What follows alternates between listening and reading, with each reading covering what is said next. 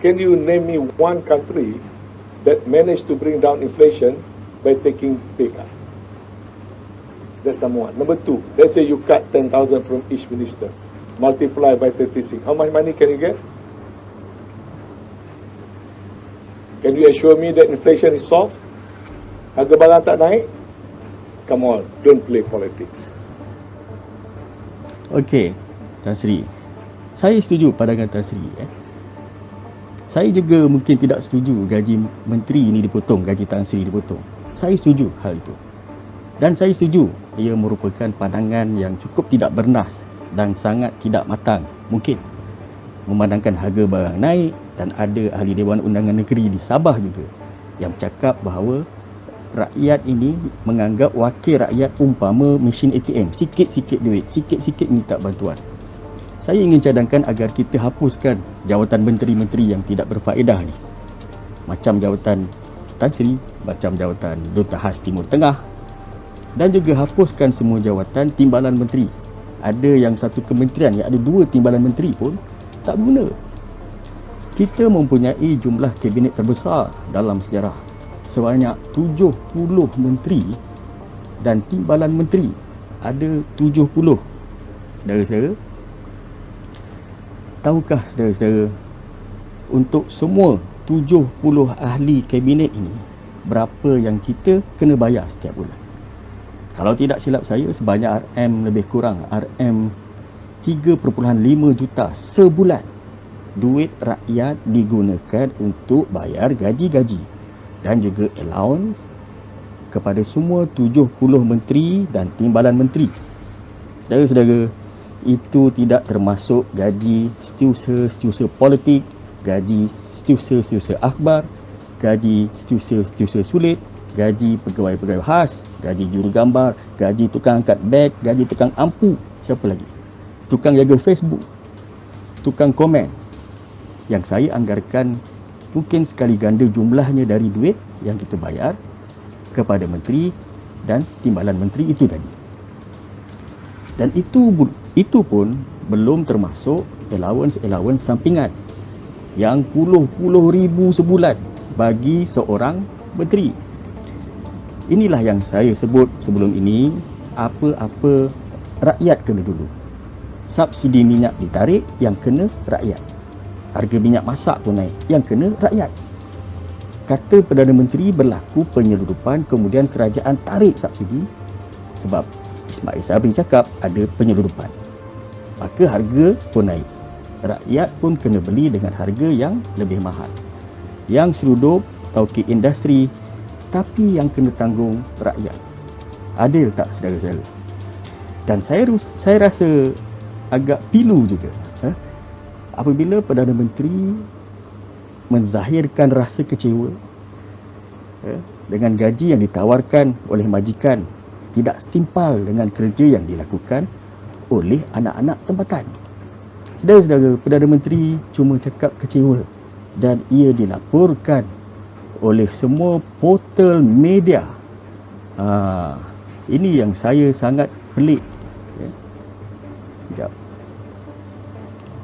Inilah kenyataannya di mana Perdana Menteri Ismail Sabri kecewa gaji ditawar majikan tidak setimpal dengan kelayakan dan kerja dilakukan anak-anak tempatan. Okey, saudara-saudara, itulah Perdana Menteri kita yang hanya cakap kecewa. Itu saja. Lepas tu, bila? Saya pun tertunggu-tunggu juga dia nak buat apa. Sampai sekarang, tak ada. Lepas tu gaji menteri makin naik. Dan saya cukup yakin bila Ismail Sabri cakap macam ni pun, beribu-ribu pakcik-pakcik kat kampung menangis kesyahduan akan keprihatinan Perdana Menteri ini.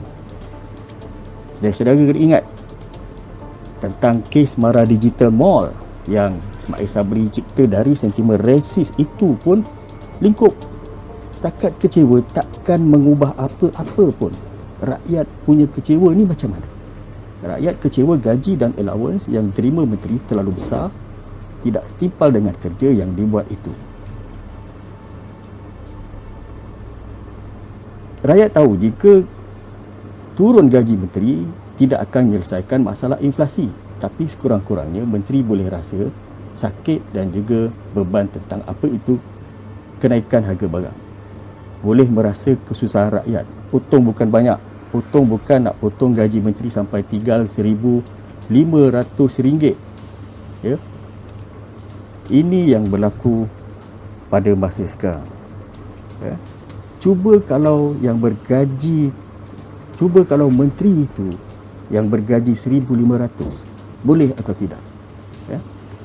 Kami nak gaji menteri diturunkan sebab menteri-menteri semua ni tidak berfungsi dan tak tahu nak menjalankan tugas. Ismail Sabri tahu tak ramai rakyat kita tengah susah? Pernah tak melihat anak-anak, adik-adik kita jual makanan tepi jalan berpanas terik, tak kira lelaki atau perempuan, demi semata-mata sesuap nasi? Apa perasaan saya, saudara, apabila melihat anak-anak ini bersusah payah jadi rider, redah hujan panas, jual makanan tepi jalan di traffic light? Apa perasaan saudara-saudara? Jujur saya katakan, saya bangga sebab mereka boleh mencari rezeki yang halal.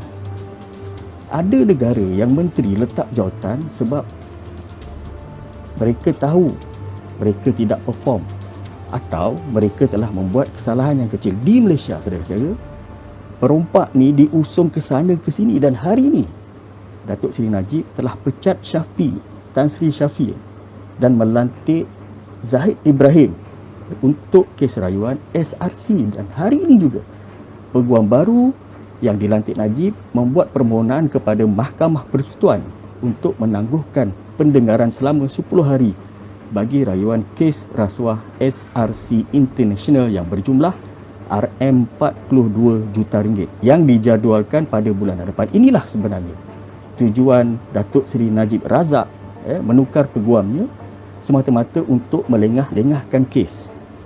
Dan hari ini juga Mahkamah Tinggi Kuala Lumpur telah memerintahkan Ketua UMNO bahagian Sungai Besar Jamal Yunus membayar RM300,000 kepada Ahli Parlimen Saputih Yang Berhormat Teresa Kok sebagai ganti rugi berhubung ucapan yang dibuat pada 2017 di mana beliau menuduh Ahli Parlimen itu menyalahgunakan dana Yayasan Warisan Anak Selangor ataupun YAWAS, di mana Pesuruhjaya Kehakiman telah membuat perintah itu selepas membenarkan saman fitnah Yang Berhormat Teresa Kok terhadap pemimpin UMNO ataupun Ketua UMNO bahagian Sungai Besar. Ini antara perkara-perkara yang menarik